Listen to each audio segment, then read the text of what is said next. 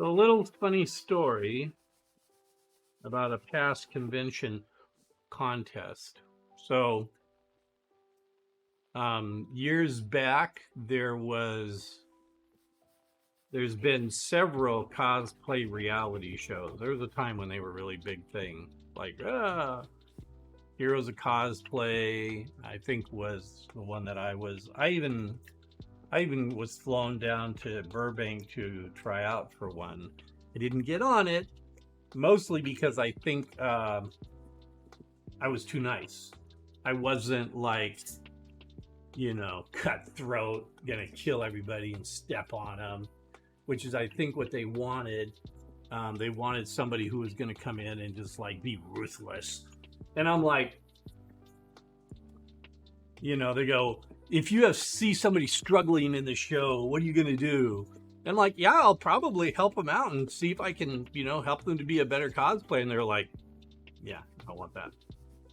But before that, this was in 2013. Emerald City had a cosplay contest, and everybody who was in the contest had to sign an NDA. And we're all like, why? I go, well, we're doing this show and we may do these interviews, and we just don't want it to get out to the public right away until we're done. We didn't know. We were like, okay, whatever. So they did interviews and took pictures and all this kind of stuff. And the time of when they had the actual contest, we were all backstage. And this is when I was wearing my big shaman costume. And the thing's freaking huge and it glows blue, and it's, pretty impressive when you're standing there.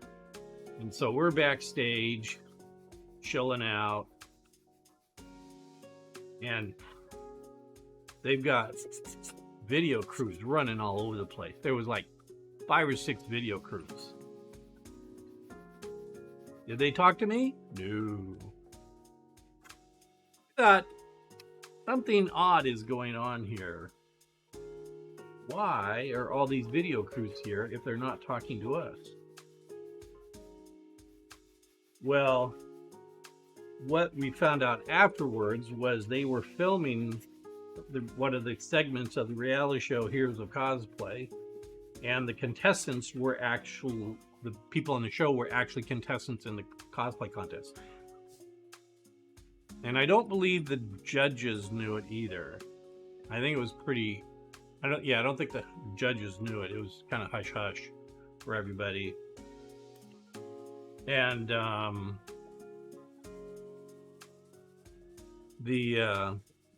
they were doing silly things, like there was a girl she's like, oh, the lights went out on my costume. What am I gonna do? Oh, look, here's my favorite guy. He's gonna come to my rescue.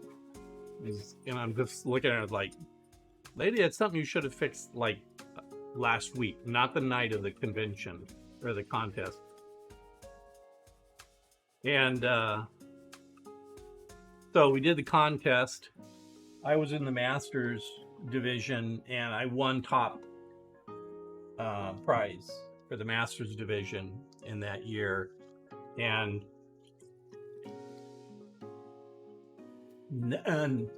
not one of the contestants in the Heroes of Cosplay placed. They did not even place. Nowhere. They didn't get an honorable mention or anything. And in fact, I do remember one of the and she didn't even make her costume. She bought a bunch of stuff and threw it together. And it was like this really very, very amateur type of a costume. And she was supposed to be in the Masters division. And we're all kind of like, what?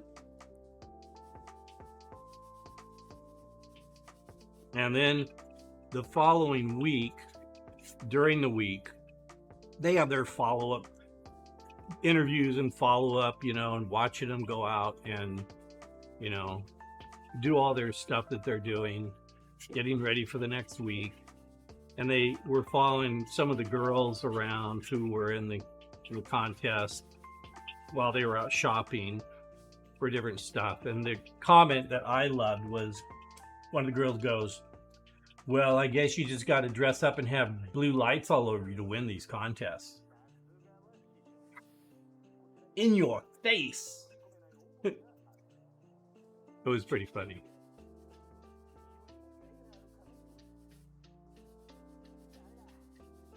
It was delightful.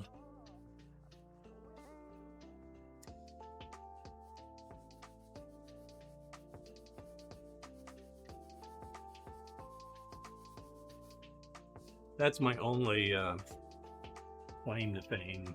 Did I put? No, I don't have a small one. Urgh. All right, I'm gonna trim this guy down. It's kind of irritating when we have to do this because it's like just a little bit too thick. So I'm gonna trim it down just a little bit. Hardly moved anything at all, but hopefully that'll help get in there.